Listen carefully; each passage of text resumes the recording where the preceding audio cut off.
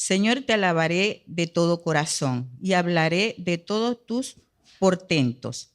Por ti me alegraré, oh Dios altísimo, y cantaré alabanza a tu nombre. Ante ti mis enemigos huyen, ruedan por el suelo y perecen. Tú eres un juez justo y desde tu trono defiendes mi causa y me haces justicia. Sometes a las naciones, destruyes a los malvados, borras para siempre su memoria.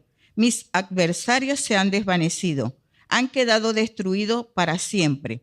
Con ellos se borró el recuerdo de las ciudades que tú destruiste. Pero tú, Señor, permaneces para siempre y tienes preparado tu tribunal de justicia. Con justicia juzgarás al mundo, con rectitud juzgarás a las naciones. Tú, Señor, eres el refugio de los pobres, eres su amparo en momento de angustia. En ti confían los que conocen tu nombre, porque tú, Señor, proteges a los que te buscan. Canten al Señor que vive en Sión, proclamen en todos los pueblos sus acciones. El Dios vengador se acordó de ellos, no olvidó el clamor de los afligidos. Esta es palabra de Dios.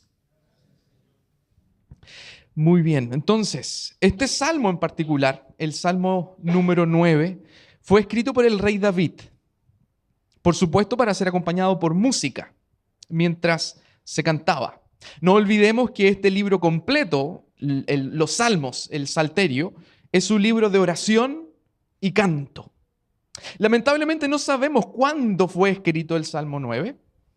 Sí podemos sostener que aproximadamente fue escrito más o menos en el año 1000 antes de Cristo, que fue el periodo aproximado en que el rey David gobernó Israel. Lo que sí sabemos es que el Salmo 9 y el Salmo 10 en verdad son un salmo y que juntos forman un acróstico en hebreo. Lamentablemente, la traducción al castellano, en esta traducción se pierde un poco la relación gramatical o la estructura original del Salmo 9. Pero si alguien tiene la Biblia NBI, por ejemplo, podrá ver que esta traducción sí mantiene, por ejemplo, el encabezado de las letras del abecedario en hebreo. Entonces, sí se mantiene en parte esta estructura. ¿Por qué es bueno que lo sepan?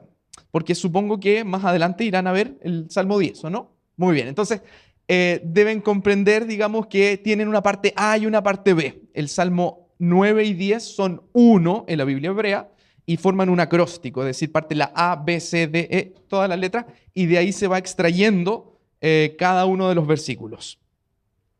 Los salmos que escribió el rey David en particular, por regla general tienen una característica. Generalmente los salmos del rey David reflejan o están ligados con alguna experiencia que él pudo haber vivido como rey. Por ejemplo, es probable que este Salmo 9 haya sido escrito de a lo mejor vivir alguna victoria militar o incluso haber tenido un posible ataque o amenaza enemiga. O sea cual sea el contexto como de producción de este salmo, debemos notar que comienza con un canto de gratitud y de alabanza a Dios por quién es Él, por quién es Dios. Él es digno de toda alabanza, digno de toda gloria, digno de todo honor. Él es santo, majestuoso, glorioso y divino, independientemente de las circunstancias humanas que nosotros podamos estar viviendo. Sean de victoria o de derrota, de felicidad o amargura, debemos tener presente esto. Dios es merecedor de toda alabanza y gratitud porque estas cosas son inherentes para Él, son inherentes en su ser. Y toda la creación debe cantar alabanzas a su Hacedor. Entonces el versículo 1 de este salmo dice: daré gracias al Señor con todo mi corazón, todas tus maravillas contaré. En ti me alegraré y me regocijaré, cantaré alabanzas a tu nombre, oh Altísimo. Por la estructura propia de este salmo en hebreo, en el idioma original, hay algunos autores que postulan que la primera parte del versículo 1 es un encabezado o meta, es el propósito. Y luego viene una descripción de ese encabezado o cómo cumplo yo esa meta. Vamos a verlo en este versículo en particular. El encabezado sería: daré gracias al Señor con todo mi corazón. Ese es el propósito, la meta. Dar gracias a Dios con todo el corazón. ¿Cómo lo hago? ¿Cómo doy gracias al Señor con todo el corazón? Bueno, contando de todas sus maravillas, teniendo su alegría en el Señor y cantando alabanzas a su nombre. Hay algunos que sostienen que podría ser esta la estructura original. Pero independiente de que estas tres acciones sean una descripción directa de dar gracias a Dios, me gustaría que nos tomáramos unos minutos para analizar este comportamiento o actitudes que están muy relacionadas la una con la otra. Si observamos con atención, dar gracias a Dios con todo el corazón significa reconocer implícitamente que Dios tiene el absoluto control y el absoluto poder sobre todas las cosas creadas. Con la totalidad de mi ser, con todo el corazón, dice, te doy gracias, Señor. Algunas versiones incluso utilizan la expresión te confesaré, te reconoceré, te alabaré de todo corazón con la totalidad de mi ser. Una persona que habla así es que tiene un correcto entendimiento de que Dios tiene el control en sus victorias y en sus derrotas. Sea que el salmista haya ganado una guerra o que esté siendo amenazado por sus enemigos, forma parte del plan soberano de Dios. Y él lo sabe muy bien.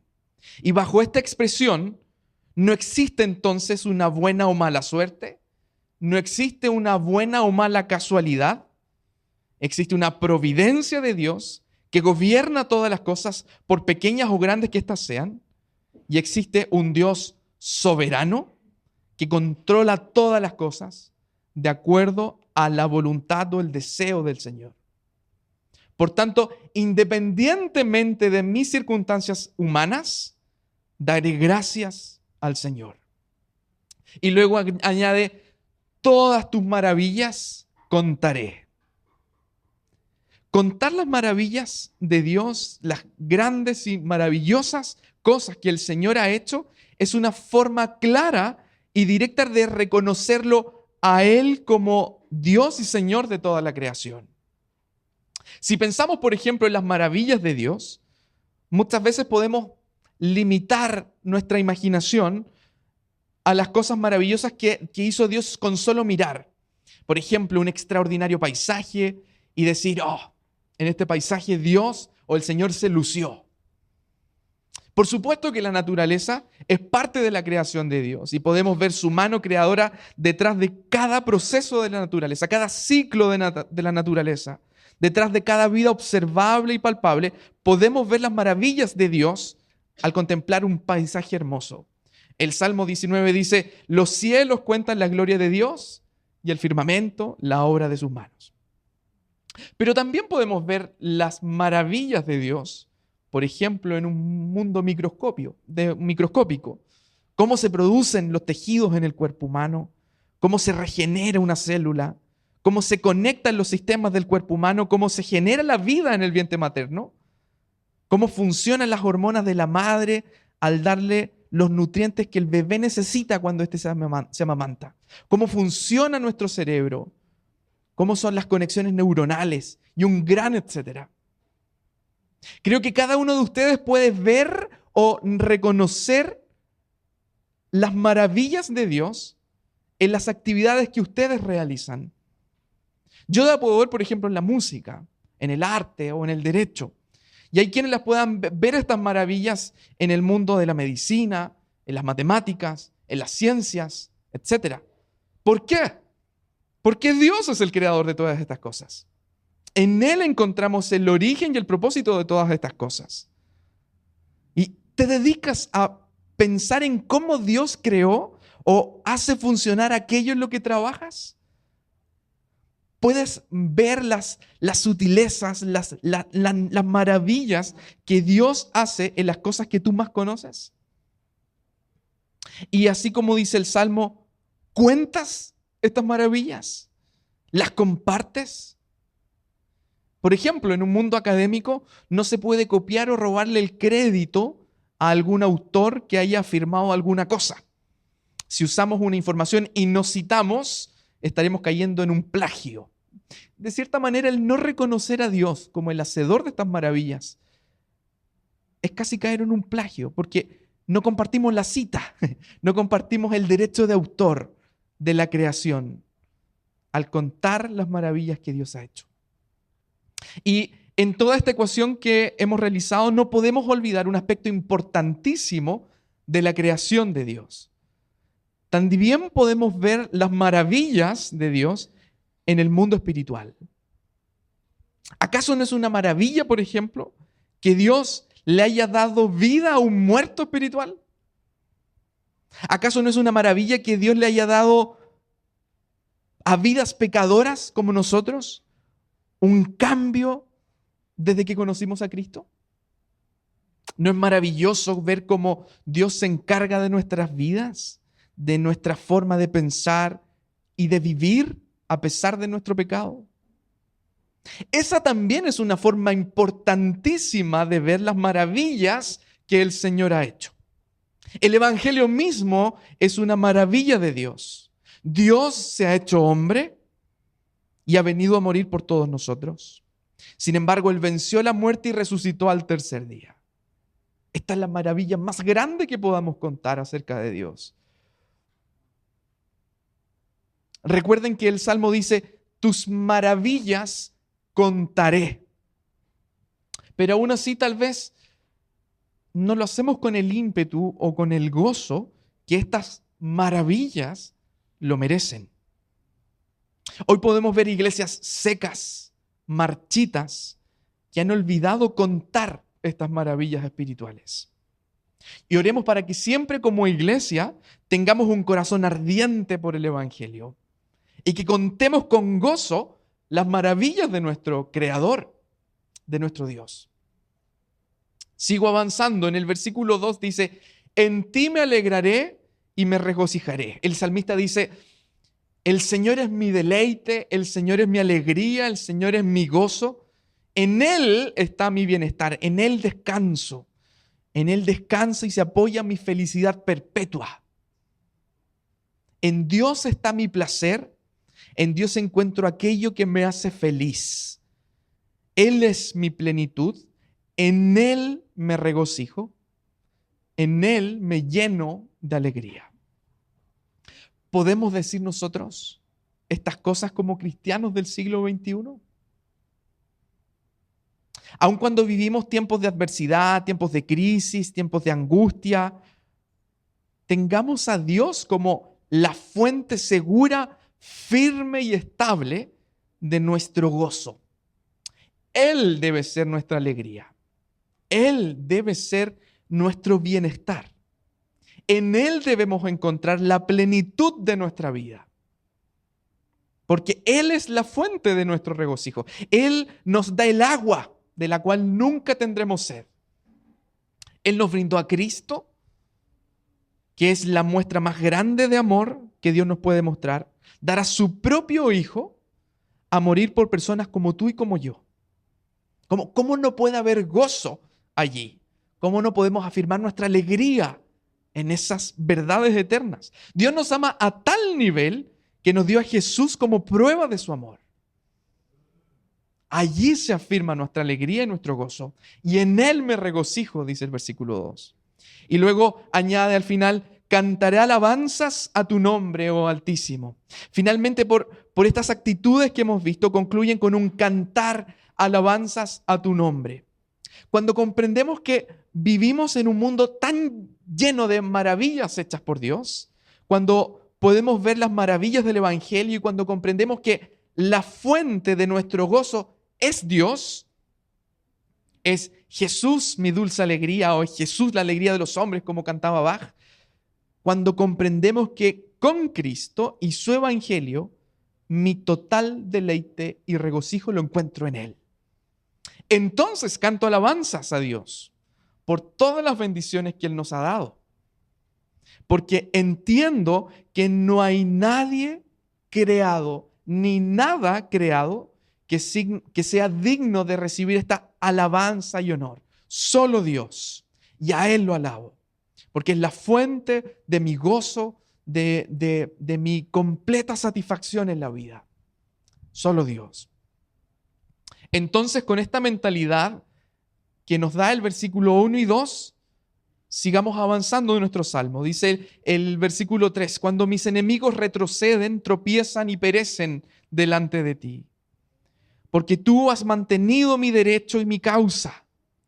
Te sientas en el trono juzgando con justicia.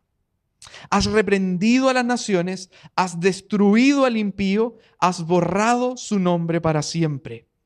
El enemigo ha llegado a su fin en desolación eterna, y tú has destruido sus ciudades. Sus recuerdos han perecido con ellas. Este tipo de versículos me hacen sentir diminuto y pequeño ante un Dios tan grande, tan poderoso y tan soberano, como nos muestran estos versículos. Y esa es justamente la idea que hay detrás de esto.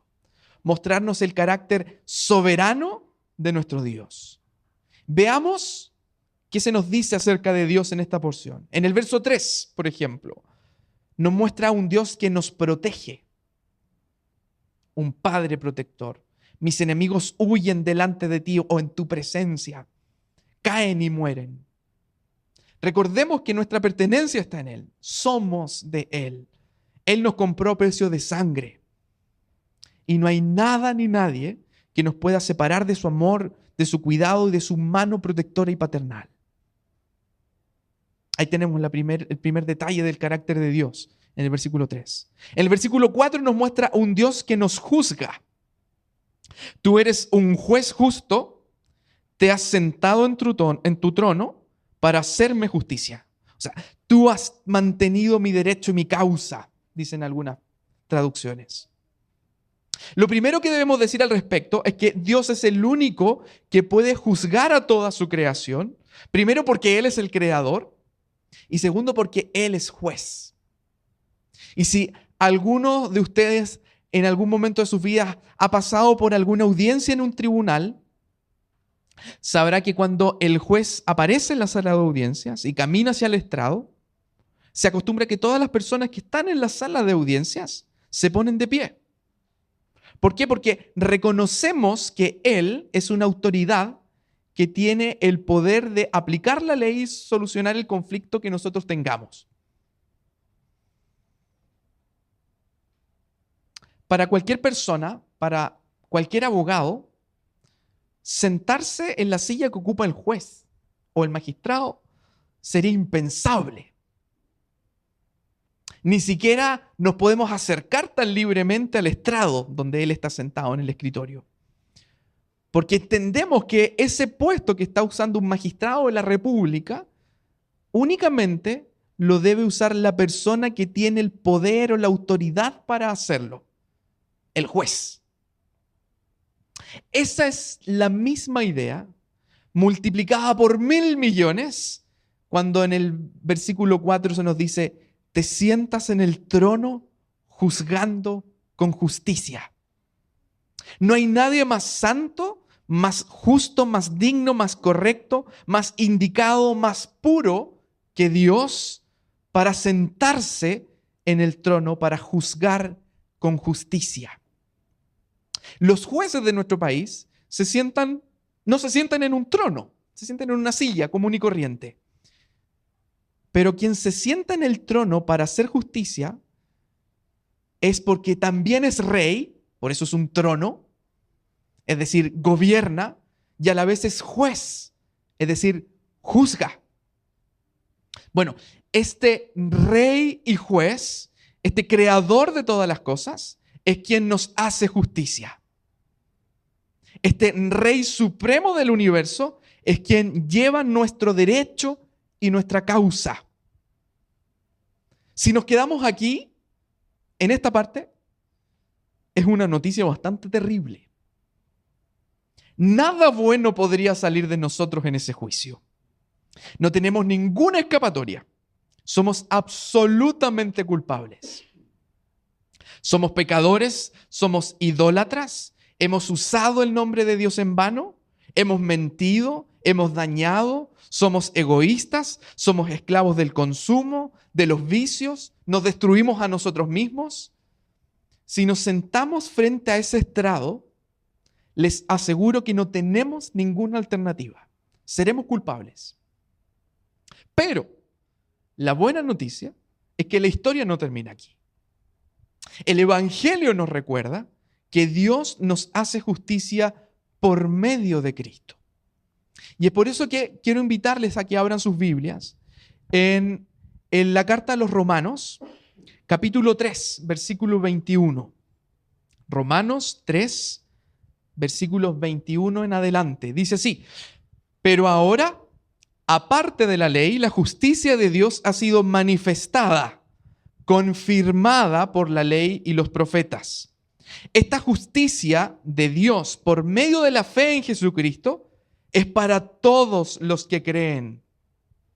Porque no hay distinción, dice Pablo, por cuanto todos pecaron y no alcanzan la gloria de Dios.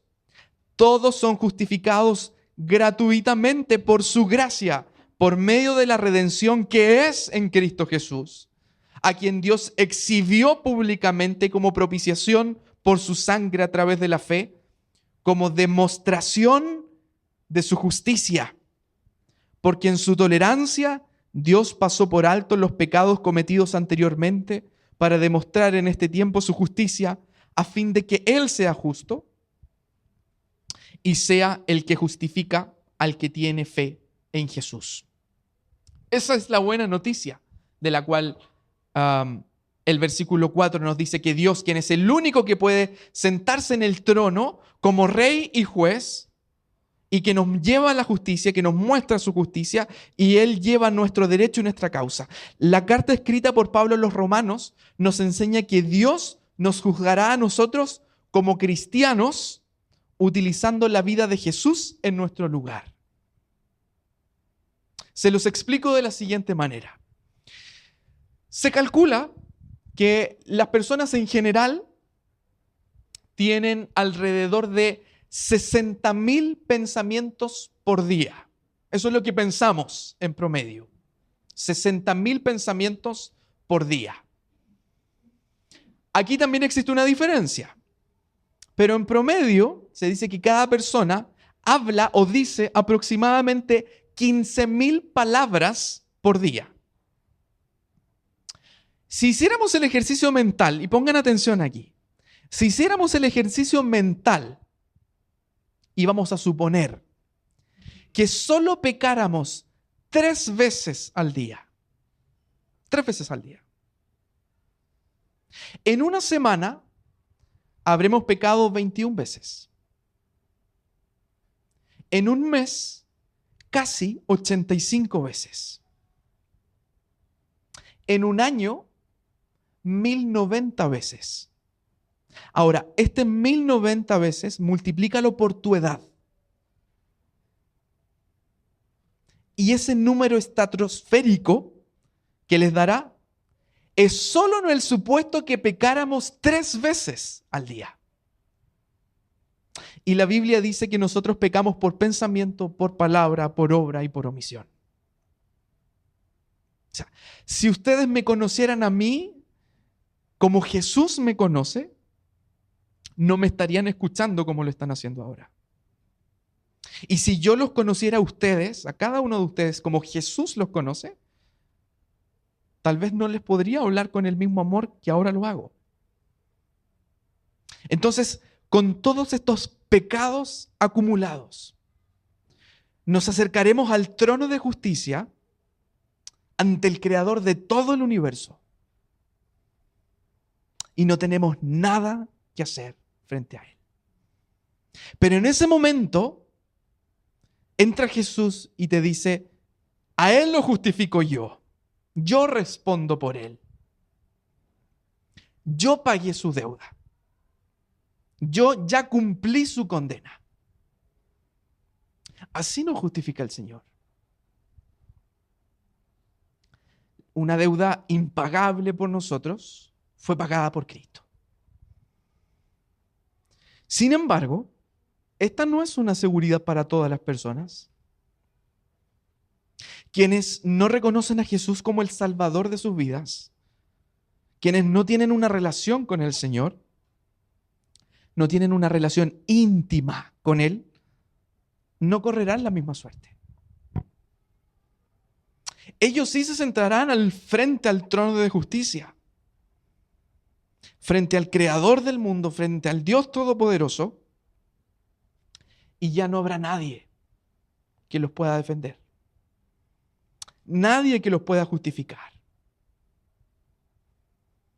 Y recordemos nuevamente la justicia de Dios. En el versículo 5 del Salmo 9 dice, tú Dios, has reprendido a las naciones, dice el versículo 5. Has destruido al impío. Has borrado su nombre para siempre. El enemigo ha llegado a su fin en desolación eterna y tú has destruido sus ciudades.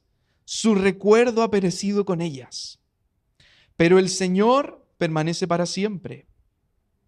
Ha establecido su trono para juicio y juzgará al mundo con justicia.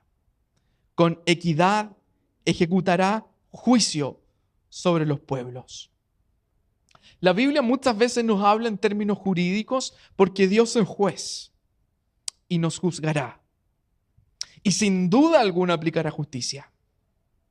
Y Dios juzgará a todas las personas y a todas las naciones. Y nos hará pasar por su tribunal. No sé si han considerado esto, pero el infierno no se trata tanto del lago de fuego y de azufre que a lo mejor nosotros tenemos en mente.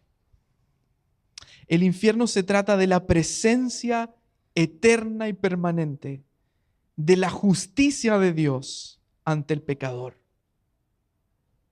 De la presencia de un Dios santo ejecutando un juicio como juez justo y santo. Y eso ha de ser tan terrible como ser arrojado a un lago de fuego y azufre. Esa es la imagen que debemos tener de este juicio. Comprender estas verdades debe llevarte a replantear tu idea acerca de Dios. Dios no es un viejito pascuero, no es un Santa Claus en los cielos, no es un caballero bonachón que nos mira hacia abajo como a sus nietos. Dios no es una persona que existe solo para los que creen en Él. Dios es un Dios todopoderoso, soberano, santo, justo, es un rey, es un juez que posee toda la gloria. Y sin duda que nos juzgará. Juzgará toda su creación. Cristo en su segunda venida vendrá a juzgarnos como rey y como señor. Y hay una cosa absolutamente cierta. Sin duda alguna, un día estarás en la presencia de este juez celestial que buscará hacer justicia. Ahora, ¿cómo tú te defiendes ante ese trono? ¿O qué condiciones te enfrentarán a este juez celestial? ¿Qué justicia usará, la tuya o la de Cristo? Dependerá de tu relación con Jesús, de tu nueva vida con Jesús. Pero sin duda estarás en su presencia. Por lo tanto, ¿qué puedo hacer con este diagnóstico? Miremos los últimos versículos del Salmo 9. Versículo 10. Dice, en ti pondrán su confianza los que conocen tu nombre. Porque tú, oh Señor, no abandonas a los que te buscan. Confía en el Señor Jesús, confía en su nombre, confía y cree en su evangelio. El llamado aquí es a arrepentirte de tus pecados y creer en el evangelio. Dios no abandona a los que le buscan. Hechos 16:31 dice, cree en el Señor Jesucristo y serás salvo de esta condenación eterna. Si eres alguien que escucha esto por primera vez, o alguien que aún tiene algunas dudas acerca de su fe, acércate a conversar con alguien más maduro en el evangelio. Pero no lo dejes para mañana. Hazlo hoy porque es algo de vital importancia para tu vida. Conversa estas cosas, haz tus preguntas. Pídele ayuda a los líderes de tu iglesia. Conversa con tu pastor o conversa con algún hermano más maduro en la fe. Pero si eres alguien que ya lleva un buen trayecto recorrido de la mano de Jesús, entonces no te olvides de la primera parte de este salmo y hagamos el ejercicio de mirarlo en retrospecto o hacia atrás. A lo largo de toda esta reflexión, hemos visto cómo Dios nos salva de nuestro pecado, cómo Él nos libra de nosotros mismos como humanidad, cómo nos libra de nuestras transgresiones, cómo nos justifica por medio de Jesús, cómo Jesús tomó nuestro lugar, cumplió nuestra pena, nuestra condena por nosotros, dio su vida en la cruz, recibiendo el castigo que te correspondía a ti y a mí. Y hemos reflexionado en cómo Jesús es y será nuestro abogado frente al Padre, quien nos justifica y quien asumió nuestra culpa. También hemos analizado y reflexionado en Dios como juez, como el Señor Todopoderoso que juzgará al mundo, el potente creador del universo, el 3 veces santo, el que gobierna la creación por medio de su voluntad y el que ha hecho un trono para hacer justicia. Ese es el mismo Dios que nos ha amado en Cristo, que nos ha brindado una ruta, un acceso al Padre por medio de Jesús. A aquel Dios a quien nosotros podemos llamar Padre, nuestro papá. Aquel que nos ama tanto que dio a su Hijo por nosotros. Y este ha sido el recorrido que hemos hecho. Nos estamos devolviendo por el mismo camino en que vinimos. Entonces recordemos las actitudes de los versículos 1 y 2. Daré gracias al Señor con todo mi corazón, dice el salmista. Todas tus maravillas contaré. En ti me alegraré y me regocijaré. Cantaré alabanzas a tu nombre, oh Altísimo. ¿Cómo no dar gracias a Dios? Con todo nuestro ser, con todo nuestro corazón, por lo bueno y misericordioso que Él ha sido con nosotros. ¿Cómo no compartir estas maravillas de su amor a los demás? ¿Cómo no contar el Evangelio? Si Cristo nos salvó, si Cristo nos amó en la cruz, si Jesús nos amó de tal manera a pesar de nuestro pecado, que ha ocupado nuestro lugar ante el juez celestial, ¿cómo no alegrarnos y regocijarnos en Él? Si Él nos ha dado una vida física y una vida espiritual, Él nos ha dado salvación. Si somos suyos, somos su pueblo, ¿cómo no alegrarnos, cómo no gozarnos y regocijarnos en Él? Como Él no podría ser la fuente de nuestro gozo y de nuestro regocijo. ¿Cómo no cantar alabanzas a su nombre después de todo lo que ha hecho el Señor por nosotros? Que esta dicha del Evangelio, que estas verdades eternas sean un bálsamo para nuestra vida hoy, aquí, ahora. A pesar de nuestros problemas, dificultades y dolores que estamos viviendo cada uno en su corazón, que este pequeño recordatorio de lo que Jesús hace por nosotros sea un aliento de ánimo en nuestra vida de fe para seguir caminando nuestra vida hasta que finalmente estemos con Cristo. Y que el recordar que cómo Dios nos amó, nos ama y nos amará eternamente, nos sirva para amarlos nosotros a Él, aún más, para nutrirnos más de su palabra y para buscar tener más y más de Jesucristo. Oremos. Señor, te damos infinitas gracias por tu amor, por amarnos, Señor, a pesar de lo que somos, por amarnos a pesar de nuestro pecado. Te damos gracias porque tú enviaste a tu Hijo para formar un pueblo a través de todos los siglos. Porque antes de la fundación del mundo, antes de que tú crearas todas las cosas, tú nos escogiste como un pueblo. Y te alabamos por eso. Te damos gracias, Señor, por todas tus bendiciones. Te damos gracias por Cristo, por tu palabra, y porque como iglesia podemos animarnos mutuamente y regocijarnos en las maravillosas obras que tú haces por nosotros. Señor, te pedimos que lo que hemos meditado en tu palabra confronte fuertemente nuestro pecado. Nos haga ser humildes y nos haga vivir recta y justamente como tu palabra nos enseña. Te damos gracias, Señor, por este tiempo de compartir. Y personalmente te doy gracias también por esta iglesia Lomas que tú has bendecido y has hecho crecer. Te pedimos todas estas cosas en el nombre de Cristo Jesús. Amén.